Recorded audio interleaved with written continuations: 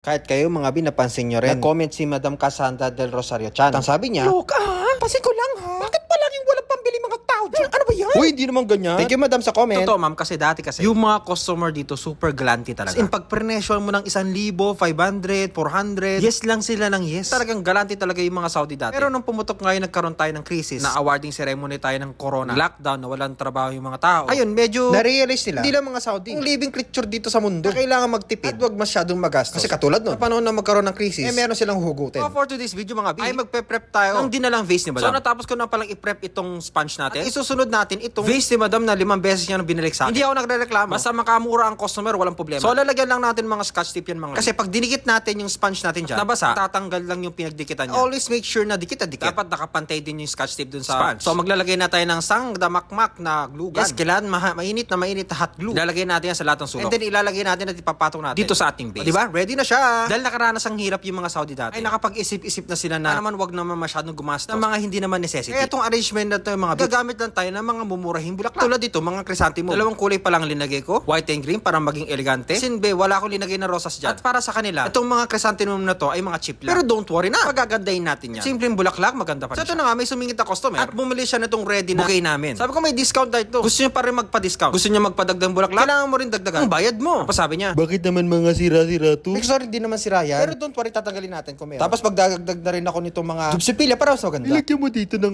mas marami.